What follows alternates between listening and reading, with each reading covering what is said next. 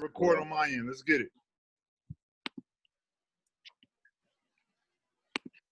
What's up, ladies and gentlemen? Welcome back to podcast number 6, the Teddy and JD podcast. Got my man's Jamal Boykin, good friend of mine, ex-teammate of mine in Groningen. We put together 2011, I think it was, or 12. And really good friend of mine. Like I said, we have him on the show today. Going to ask him a few questions about his experiences with his career and what he's doing now. He's working with the Lakers. And, of course, got my man Teddy back. How you doing, Teddy, over there in the States now? What's going on, man? What's up? Where you at right now? Hotlanta? In Atlanta, man. You know, it's nice today. You know, the sun done went down. It rained a little bit. It's cool outside. Ain't too hot, ain't too cold. It's perfect. My man got a fresh lineup. He's straight. Come on, man. Talk to me now. Amazing. Look back. You know what I mean? But that's cool. How's it feel to be back in the States, though? Any difference, obviously, with the COVID stuff? Oh, man, it feel good. It feel good to be back home, see my people back home. But, again, the difference between being here and in Europe is huge. Well, the part of Europe I came from, in Holland, the corona wasn't as bad, so people weren't really wearing masks as much. You know, they social distance well in Holland, but here, you know, a lot of people with masks on, so it's a bit of a culture shock for me just seeing it and seeing people wearing masks constantly. So it's different, but it also feels good to be back home too. And people protesting out there too, right? I mean, people have been protesting and rioting out in Atlanta, man. What's that been like? You know what? It's been crazy. When I first got here, it was really crazy, but I stayed away from it. I didn't go downtown because that was like my first day back when it was heavy. But as far as everything, they got to slow down now. You know, a lot of people were going out, and it was a lot of protesting and looters at first, but they calmed the city down. So it's back leveled off a little bit to where now it's more, the protesting is not so violent. You know, it's a little less violent than it was the first few days. So everything kind of balanced out. I hear you. Hey, Jamal, I seen on your Instagram you was down at the protest in LA, right? Yeah. How was that? How was that? I just wanted to go out and see it for myself. You know, Jay, you've known me for a long time, and I think one thing that, you know, about our relationship, why we've been so cool, is because we like to have our debates and our talks about what's real versus what's fake. You know, I don't always take what I read or what I see on CNN or Fox News or any of these channels for face value. I want to go out and see it for myself. You know, I've been in Ukraine where there was like a civil war going on in Ukraine, and I saw how they were covering on the news, and I was living it at the same time, you know, so, and it was a bit different how they were covering on the news and how they were living it. So I definitely want to get out there with my people, and with my people, I mean all my people, because going to that protest, you know, I would say it was probably only about, at the most, 5 to 10% Black people. It was everybody there, Armenians, Latinos, Asians, everybody. Everybody came out and showed love, and it was beautiful to see, man. And, you know, of course, it was even cool, you know, running into Danny Green out there, you know, supporting as well. You know, the NBA, man, I think really has done a great job getting it right. Adam Silver, I commend him a lot, and, you know, all the teams and coaches for getting behind this thing the right way. So it was great to get out there. It was a peaceful protest, with best believe they had the armed guards there, you know, with their rifles or whatever machinery they had. You know, they had the Hummers. And they had them ready to go if anybody wanted to pop off and do anything stupid. But everybody was pretty smart about the protest, and it was good, man. It was good to be out there. That's good to hear. I mean, yeah, we all know this is some trying times we're going through, and particularly dealing with these riots after the George Floyd killing. Right. You know, we've been here before, I feel like, in America. Obviously, I mentioned to Teddy a couple of days back, I was reading a book my uncle gave me, Roger Sayers. He was in the book called 24th and Glory. It was talking about my hometown, Omaha, Nebraska, and how we produced just a crazy amount of great athletes within a short period of time. And it happened to be during the civil rights movement, 50s, 60s, in that era. And Rogers Brothers, Gale Sayers, he's one of the greatest NFL running backs of all time. But it was in the book, the language and what was happening right now is eerily similar. Like, you know, people rioting in multiple cities across the United States. Police brutality was at the center of it, but obviously civil rights was the biggest issue. And we had progress on basic civil rights. So I'm hoping this one we have, you know, people are having tough conversations right now. And, you know, there needs to be some systemic change. And Right. that's you know, that's no easy task. So I hope something comes of this. You know what, Jay? If there was ever a time where something could come of it, I think now it is a great time. And I say that because with this whole COVID-19 situation, everybody's been locked up in the house. We're not distracted by sports. We're not distracted by concerts, and you know, a lot of these, you know, stupid reality shows. Like, people are looking at like stupid reality shows, and everyone's, you know, watching the news and is in tune. So when this popped off, everybody paid attention to it. Yeah. And with everybody paying attention to it, these conversations are happening in people's living rooms. And like you said, it needs to be some systemic change, because as I, you know, being out in the protests, being out in the world, like playing basketball, especially internationally, you know, we have come in contact with people from all different cultures and races, man. So, you know, we know the difference between a racist and someone who's not a racist, man. But the bigger problem is the systems that are in play that are allowing these bad things to happen, man. And now's the time, man, to really see that change. Yeah, it's a beautiful thing to see everybody come together for this cause. I mean, we got so many different people supporting it that it's hard not to listen.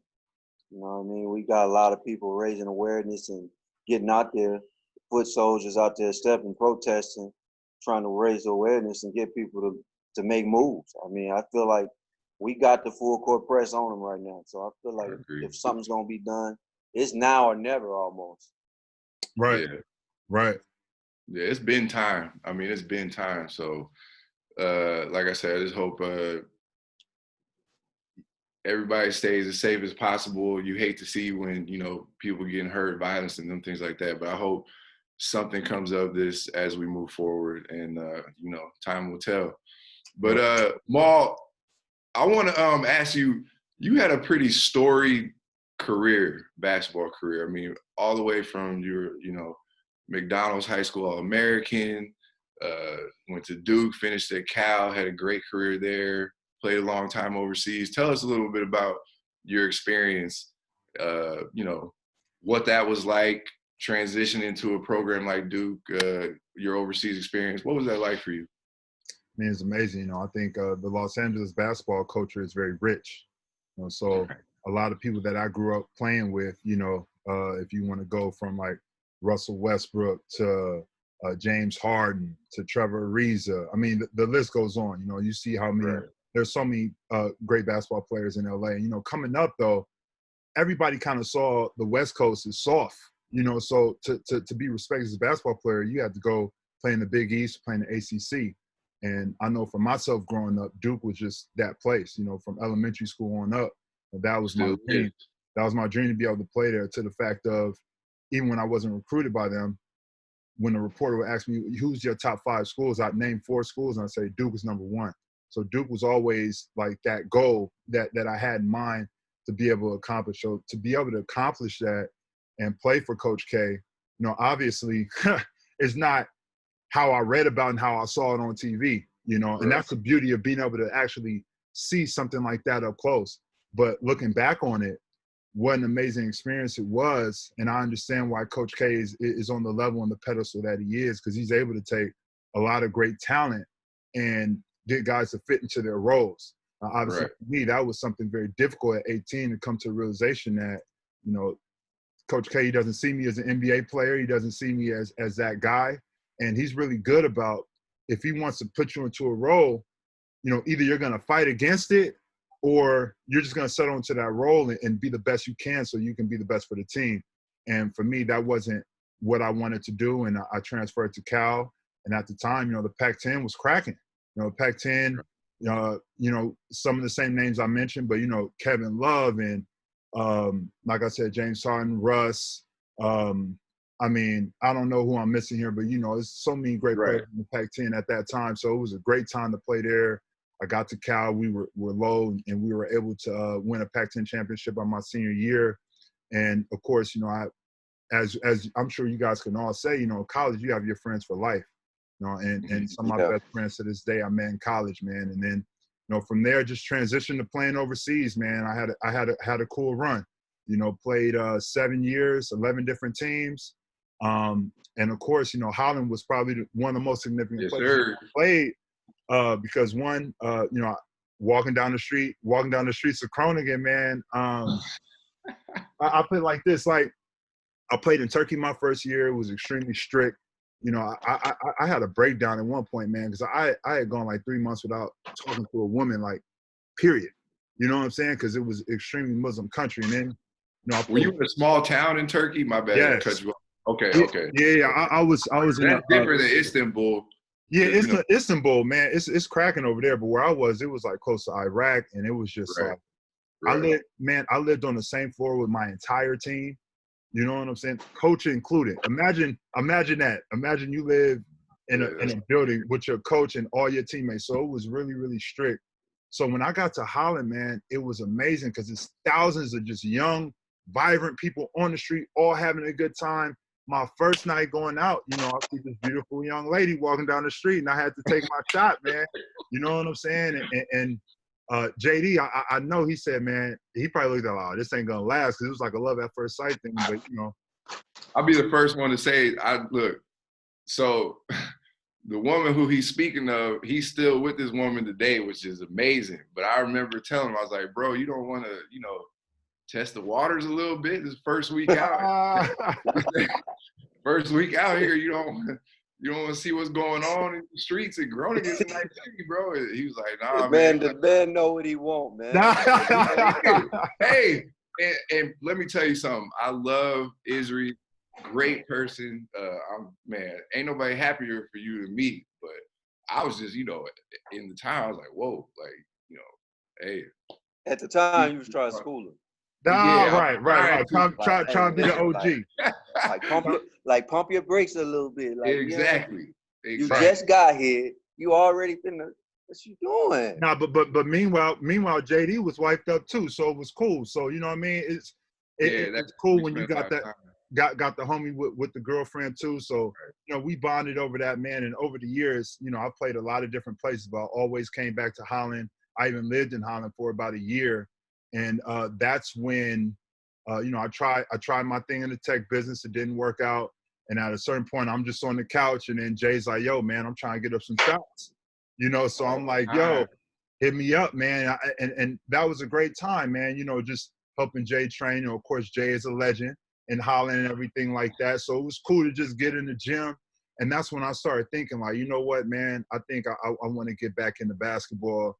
On the other side of basketball, on the coaching side, on the training side, front office side, I don't know. But I know I want to get back involved with the game. You know, I didn't even choose to play back. The game chose us, right? So it's like, this is our thing, and it's in. And now I'm here with the Lakers, man. So it's insane how things work out, you know. Crazy. Yeah, I got a question. Let me ask you this though: how was that transition though, from player to coach? Like, you know. Right. So like, this is the thing, like, I'm not a coach. Like, what I'm doing. So every NBA team has what's called like an associate program where you're able to get experience of a coach, experience of like a video coordinator, and they're teaching you. So they built this program so that former athletes and people who wouldn't necessarily get the opportunity can have the opportunity to see everything up close and learn. So, you know, I'm kind of like starting on the ground floor. So, you know, I go from, you know, playing overseas, everybody always getting my rebound. You know what I'm saying? As a pro, rebounding for somebody else. Right. Now I'm rebounding for somebody else. I might have to wipe up sweat for somebody. You know, I'm taking orders, and, you know, but it still feels like that. It's that team family feel still. Yeah. You know what I'm saying? Yeah, like, still feel part of the game. Exactly, man. And I couldn't work with better people than that are there at the Lakers. You know what I'm saying? From man, I could, like, from the top down, you know, I could say, like, Coach Vogel was my dad's 70th birthday. I was trying to get some tickets for my dad for the game. You got to apply. It's hard to get Laker tickets. I was applying for tickets for the game. I couldn't get any tickets. And my video coordinator, Drew Anthorpe, he let Coach Vogel know. And Coach Vogel gave me his tickets, for my mom and dad to be there on my dad's 70th birthday. My dad named me after Jamal Wilkes, a Laker. Lifelong Laker fan. So to get, some really good tickets to a good game, and be able to go backstage and all that with the Lakers for my dad, man. I'm forever grateful for Coach Vogel for that, man, who started out in the video room. Just So amazing people to work with here. Eric Spoelstra did. There's a lot of stories of guys starting on video room. That's a great story though about your dad though. That's love. Yeah, but it makes sense, man. Because when you're in the video room, man, you spend a lot of time just looking at all the schemes that teams do, and I've learned more about basketball in this short period of time than I have my whole life, man. And, I want to continue that, keep that going, with my career.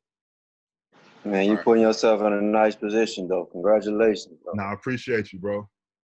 Definitely congratulations on that. But you already know what I want to ask. Everybody that knows me, I'm a huge, huge LeBron fan. I mentioned that in previous episodes, but for you, I don't think you had any. You had never met him before you joined the Lakers, right? I had. So I'd seen him play before, but not like meeting like is personal. Because if you're around, every day, if you're part of the day-to-day operations, and you meet, like, what was that experience like? Yeah, LeBron is an icon, man. He's a star, and when he enters the room, you feel the energy of that. You know what I'm saying? And I had been with the team already, working with the rookies and whatnot. And I remember the day he first walked in, everybody's level just went up. For as great as an athlete and person, all this stuff he is, he's an extremely hard worker, first person out, last person to lead type guy. But I just remember, when he was talking, it was just kind of weird, like, because I've seen so many interviews and video, commercials, all this stuff. It's like, man, he sounds just like LeBron James. I know that sounds stupid, but, you almost don't think you're really in that moment. You know what I'm saying? And like, it's kind of surreal. And then he's huge. You know what I'm saying? Like, dude is built. Dude is huge, man. And these cats want to wear all the short shorts and all this stuff. Pause on that. But, he's built like a tank. You know what I'm saying? He comes in with a presence, man. You know what I'm saying? Him and, his entourage of people that he has around him, all great people, man. And these are people who not only have had a huge impact in the basketball world, but they've had a huge impact on all of society. You know what I'm saying? It's funny you mentioned that, because that's one of the things I've always admired about LeBron. Like, I don't know if there's maybe one other. I tell people all the time, there's maybe one other player coming into the league that had as much pressure and expectations as he had, and that would have been Lou Alcindor, Kareem. Wow. Because you gotta go that far back. Yeah, Kareem was that dude in high school. Everybody knew it. And then he obviously went to UCLA and won 3 chips, and then he came in the league and he won 6 chips and 5, 6 MVPs or whatever. Right. And but Bron had, you on the cover of Sports Illustrated as a 16-year-old, expectations have ruined a lot of people. Right. And I feel like he exceeded them. But I was just glad you told me, like, first one there, last one to leave. It ain't by accident. You know what I mean?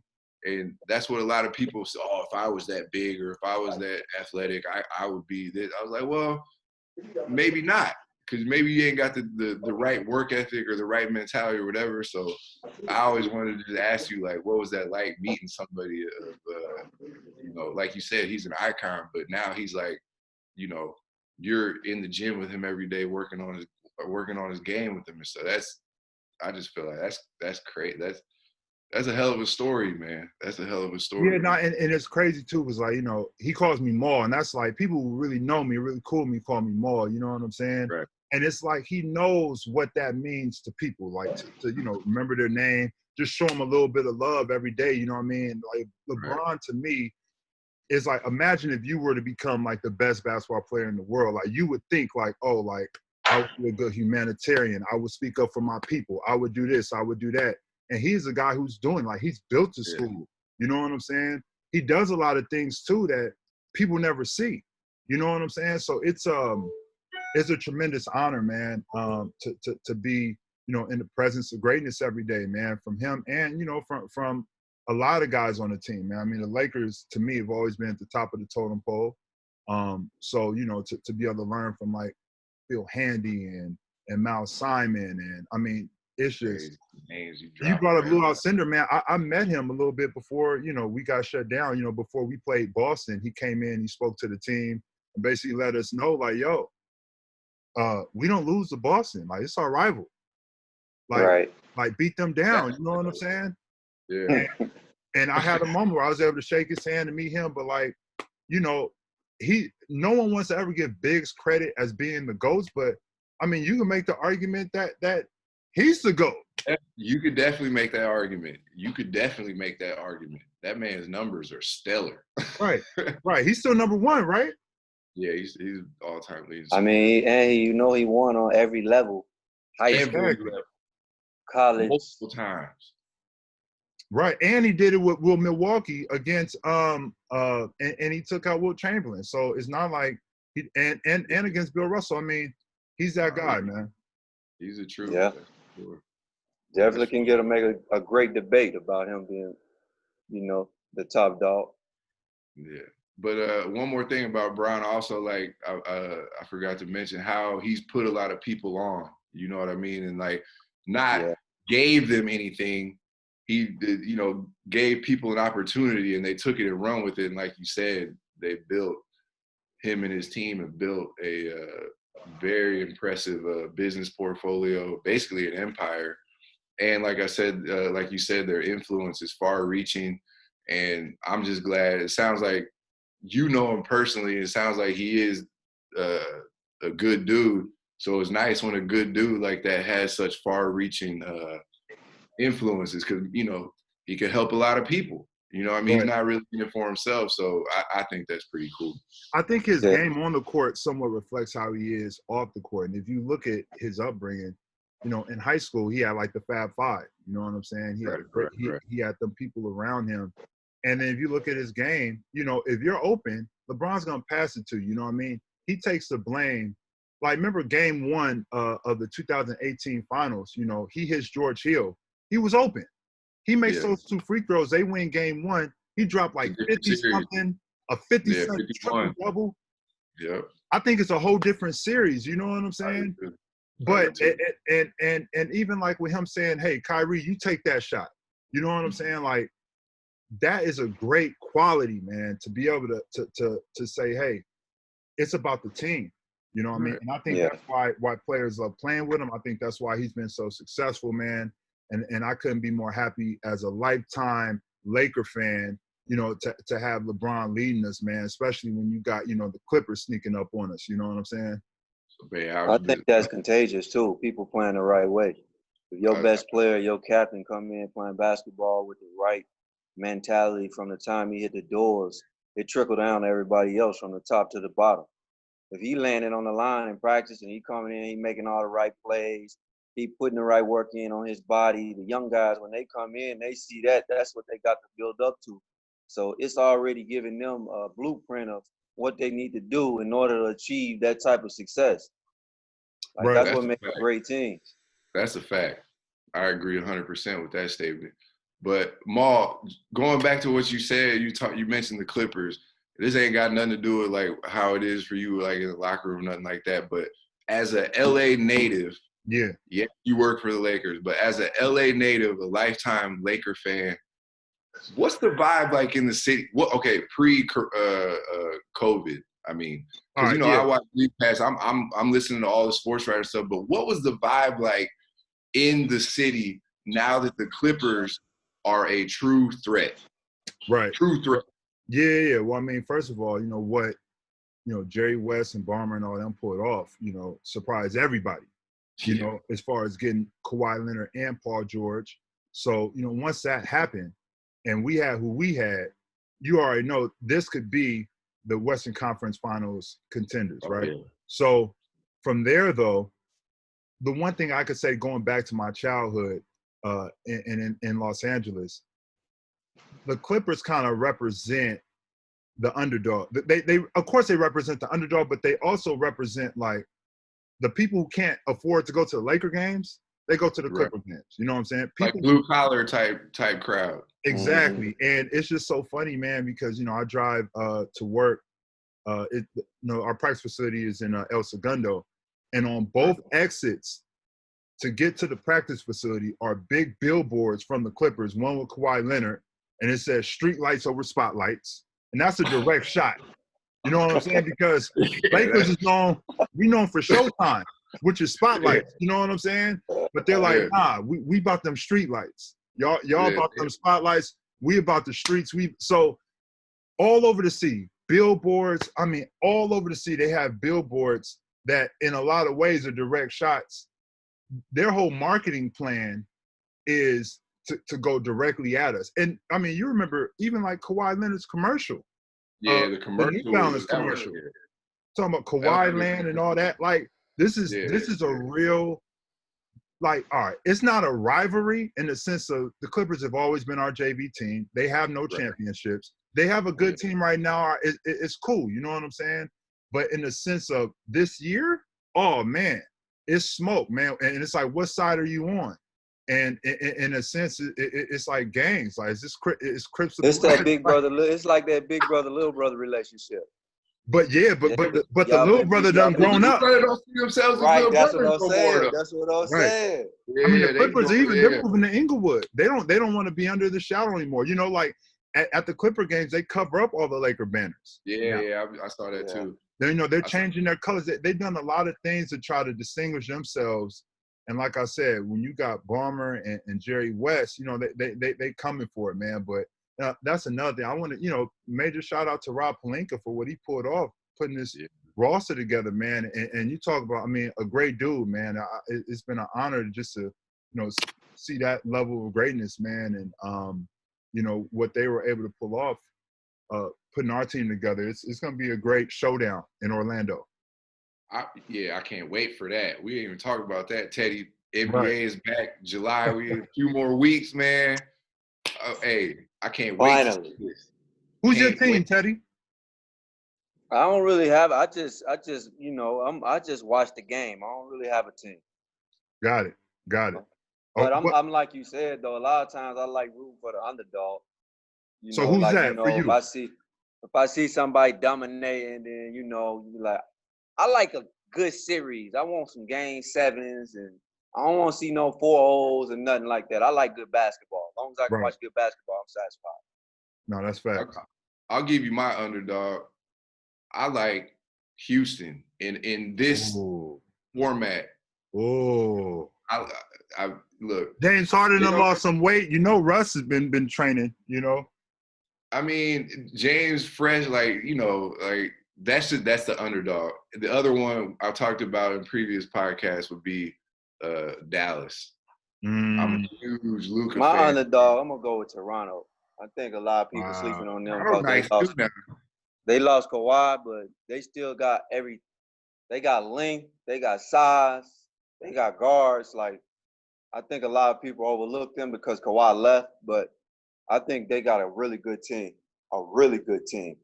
I also think Nick Nurse is arguably the best coach in the NBA. He's one of them for sure, because they ain't really missed a beat since Kawhi left, going through the regular season. And obviously, the players have something to do with it. But, ever since he took over, this team, they've been playing. They play the right way. They play hard. They're efficient. They're scrappy. Their schedule, if you look at their last year, they were pretty good. When Kawhi was out, remember he was low manager. They had a great record with him out. Yeah. So they got a really good team. That's why I said they kind of underrated, because look, they got two former defensive player of the years in Ibaka and Gasol. To me, that's like that can be the backbone of your team. Players that understand where to be in position on defense. So like they got players in place that can really like. They ain't superstars, but they stars in their role. Exactly. One thing I could say, I feel like one thing that's going to hurt them, and it's going to be interesting to see with a lot of teams, that We the North, them fans out there in Toronto go dummy. And I feel they helped them, man. And for sure. we're gonna see. I mean, you can attest from playing in Groningen. If you're playing in Holland, it's the best fans. You know what I'm saying? Yeah. I would say Leiden has pretty good fans. Wola has pretty good fans. You know what I'm saying? But it makes a difference. Imagine, just take out all the fans and let's just hoop. You know what I'm saying? Like and if you look up the stats too, they would show how in a lot of cases with Toronto, they play better at home. You know, yeah. I mean, but that's just in basketball. If you have a strong home court advantage, particularly in a playoff setting, or you know, I on the level I played at, I've experienced, Teddy experienced, you experienced. The fans they help. 6 man. Adrenaline.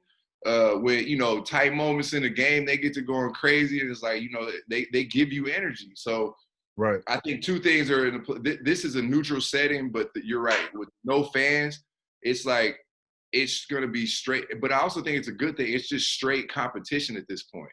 You know what I mean? It's right. kind of like you in the rec, or if you playing in practice or whatever. It's kind of like that. So I like that aspect, but you're 100% right. I think not having fans, not having that extra energy, adrenaline that comes with it, understanding the moment. People, if it's a tight game, games on the line, Bron's got the ball, everybody's standing in anticipation. You know what I mean? That's gonna be gone. So like, think about it, man. When you come to LA in the playoffs, right? Man, you might have Rihanna on the sideline with Jay-Z. Like, you know what I'm saying? Like, these things play a factor. Like, those are some guy might be like, yo, man. Yo, motivation factors. Man, you know what I'm saying? Like, of course, everybody just focus on the game, but now we'll be able to see if there's a difference. Maybe some guys play better with no fans. Yeah, because less pressure, right? Right. Yeah. That's true. So that's going to be an interesting dynamic that, we'll all be able to see, man. And it's going to be so many people watching worldwide, man. I had no idea how many viewers was coming from China from the NBA. That's why that Maury thing was serious at the beginning of the year. Yeah, I ain't gonna speak on that, but yeah, it was. My bad. I said the thing. Right. And that's why it affected the league so like it did. You know what I mean? There's a lot of people in China, but the game is global now, so a lot of eyes are going to be on this tournament, and I can't wait for it, because with all this COVID stuff, I need a distraction. I know a lot of people probably need a distraction from their everyday grind, whatever that is during these times. So I'm excited they're coming back. Yeah, no, it's gonna go down, man, and Orlando is a perfect place, man. You got Walt Disney right there and all of that, and they, so they're gonna do the best they can, man. But it's just uncharted territory. Like, you don't really know what to expect. You know what I'm saying? Okay. But what's going on with y'all though, man? What are y'all thinking of? What's y'all futures like, man? I know, Tay, you've had a long career. Jay, you've also had a long career. Actually, it's actually crazier to know someone who's had a longer career than you, Jay. You know what I'm saying? But my man Teddy, that's Teddy right there. So what are y'all thinking, man, for y'all future? Like, what's the climate and what's going on in Holland, and what's the future for the league out there? That's a good question. That is a good question. Like right now, it's like, in Holland, it's a little bit more strict. They're going to really make sure that everything's, going up before they put people in a position to play basketball. Like, not just with the fans, the players too. So I think I think Europe in general probably, I think Holland will probably be one of the last countries to actually kick their season off. Wow. In my opinion. Because they're going to. Seems like Germany's moving. Germany's they're having a tournament similar to y'all. I think this month. I think Germany and Israel. Israel too. They're out there. Yeah, I saw one of the homies post something. I'm like, wait a minute. They're finishing their season. But the last I heard about Holland, I believe they said they don't want to play without fans because a lot of teams depend on the fans for revenue. Right. So they said they don't want to play without fans, which means, nobody knows how this thing's going to develop, or, second waves. I hope, and pray that doesn't happen. But I'm not sure that, because, at our games, you're talking 3,000-4,000 people.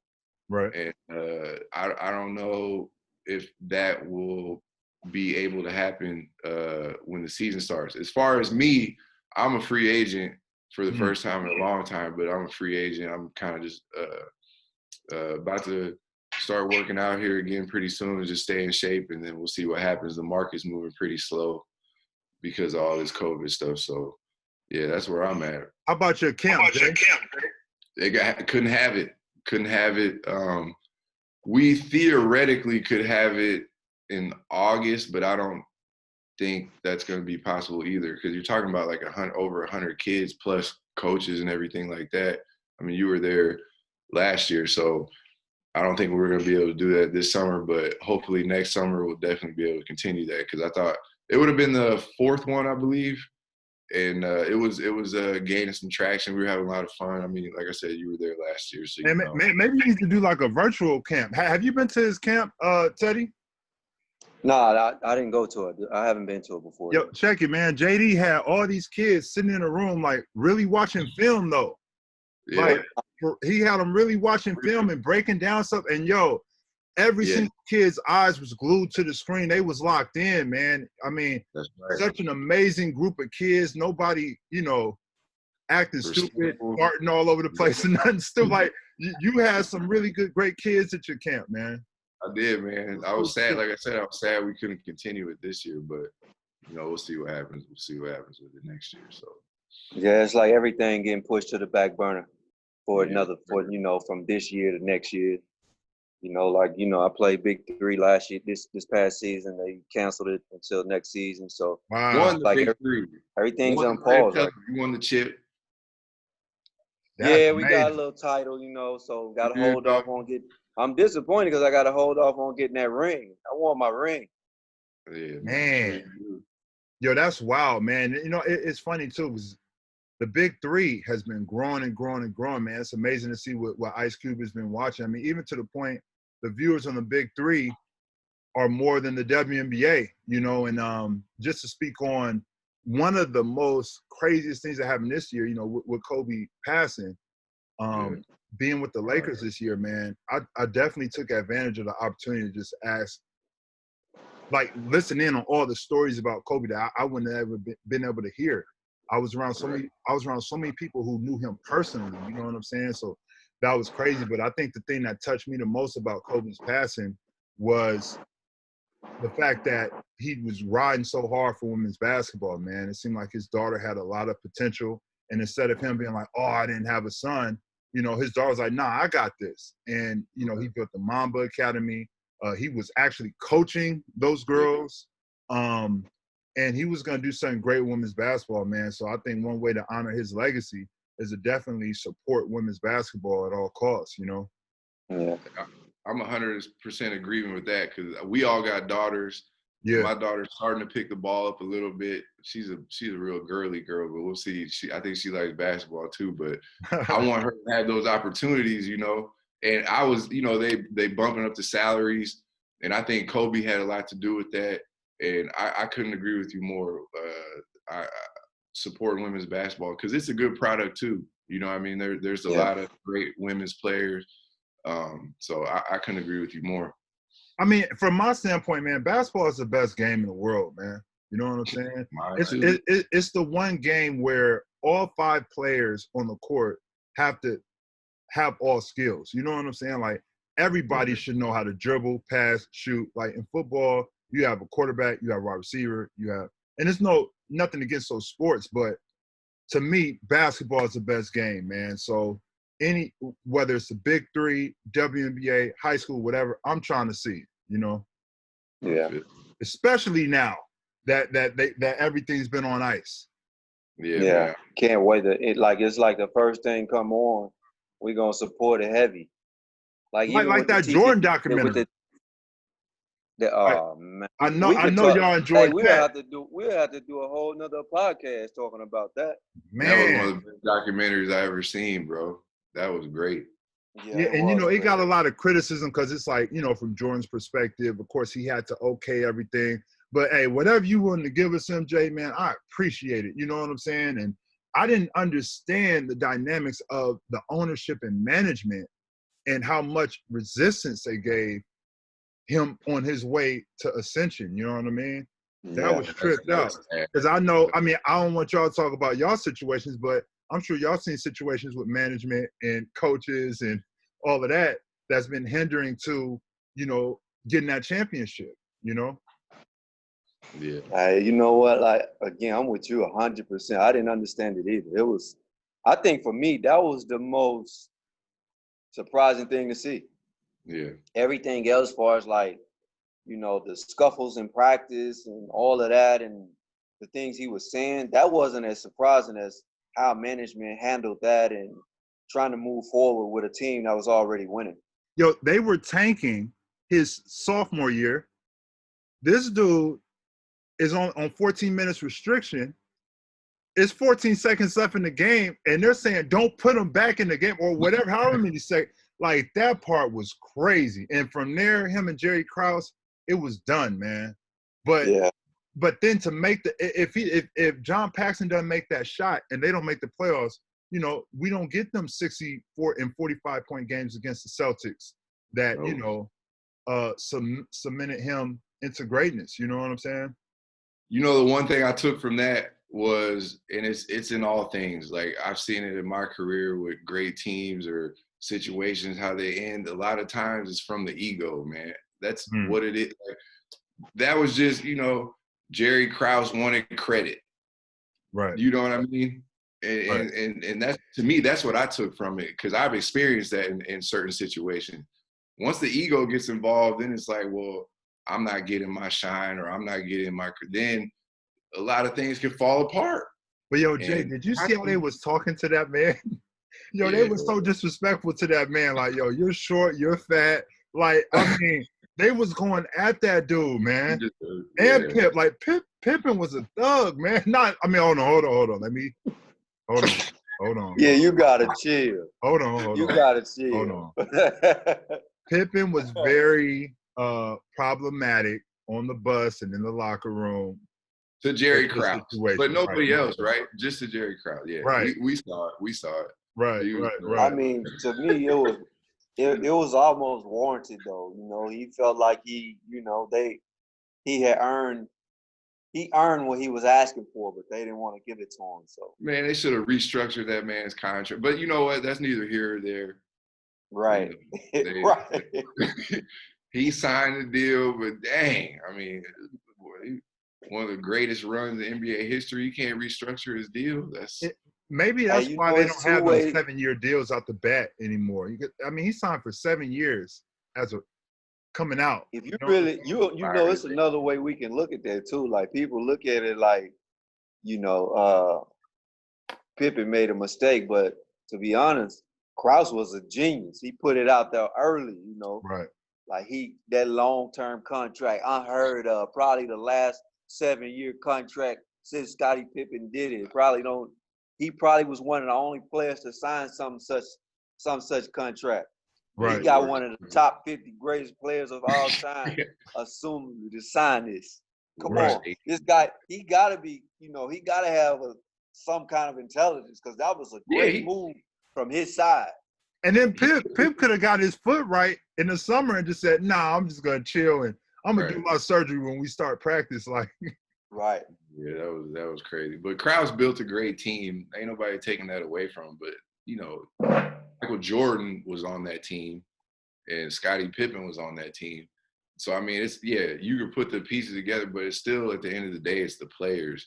And I got the feeling that, like, he wanted people to look at that team Jerry Krause put together. Right. Man, I got to get my tickets to see that Jerry Krause team. Like, no, nobody cares about what you do in the front office. Like, right. That's where I'm just like, man, you know, ego. Let me ask y'all this. Who would y'all want to see a documentary on like that of next? Which team would y'all want to see?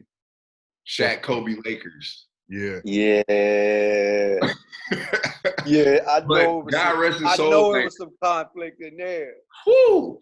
Could you imagine? I mean, man, I was living, you know, when I first got out of college, that was 2002.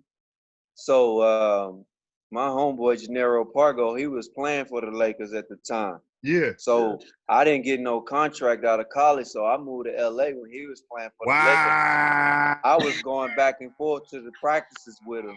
I was watching him practice every now and again because I was going with him to the practice facility. So Yeah. I know it was some controversy in there. Hey, no. You gotta share a story now, bro. Man, I got a great story. So we get to the gym, me and Gennaro, we about to shoot around. And Shaq was in there. He was in there playing around. He had a couple of his homeboys. They was in there playing around. And Shaq was a big fan of Gennaro, so they was playing. They were talking. And I was in there dunking at the time. You know, I was something like Vince Carter. That's what they tell me. I'm just going off what they say. I'm just going off what they say. That's what they say. I feel you. That ain't you. That's what they say. I got you. At the time, Go ahead. At the time, you know, Gennaro was like, yeah, Shaq, I got my man right here, can do any kind of dunk, whatever you want. Right. Shaq gave out this dunk, and he was like, you know what? If he can do a 360 through the legs, I'll let y'all drive my Bentley around all day. What? That's what he told. We young boys, between the legs. So, yeah. That wasn't out yet, Jay. That wasn't out yet. Right. It was done. It was out. Actually, Ricky Davies had done it before. Oh, true. Okay. So had check you it done out it before? now. He said, if he do that, now as he was saying it, I was already in my dunk on my way. Wow. I was already in the dunk on my way. So when I make the dunk, you know, Gennaro was like, oh, we get the whip. Go with the keys. Right. Shaq was like, nah. I said, if he throw it up 360 through the legs. Oh, wow. And he was like, he only gave me one attempt. What? Man, yo. One attempt. Could you So imagine? I ended up throwing it up, trying to catch it off the bounce, go through the legs, but I didn't catch the ball right to get it through my leg. So he played us on that side. So we was having a good time. You know, and again, Shaq was a good dude though. So, you know, it was good to be around them and see that. But around that time, I'm pretty sure if we could see that documentary about the Lakers, I know it'll be some great stuff in there. Yeah, I do too. I would. 100%. But hold up, going back to that, like, man, riding around LA in 2002 in a Bentley, Man. that would have been, you would have had your own stories. That would have been. Man, it wouldn't even matter. You riding around, I'm just like, this Shaq car. You know, they didn't have social media then. But if they would have had social media back then, I'd have been boom. Yeah. All they had back then was Black Planet. Black Planet. Wow. Hey, no, MySpace ripped that off, man. MySpace ripped that off. MySpace. Right. Just like Friends ripped off Living Single. Yep. If you think about it. Right. That's crazy, man. All right, fellas. Well, hey, it's a great episode. We're going to go ahead and wrap this up, man. Jamal, appreciate you coming on, brother. Yeah, thanks, Mal, for coming on, man. Hey, it was great, man. It sucks that we did this yesterday and we lost it. Yeah. but we did it again today. Yeah. It's always, man, I got to say this, Jay, I remember when you were first talking about doing this podcast, and it's one of them things, people talk about and they don't follow through. I know you're super low key. So I'm surprised you actually really followed through with all this, man. Now you're on episode 6. We got it's growing and growing, man. So I'm always a supporter. You know what I'm saying? And I feel like I should be a guest every month or something, man. You know what I'm saying? Yeah, we will have you on again for sure. We definitely gonna have you on. No doubt. Man. So, hey, y'all stay safe.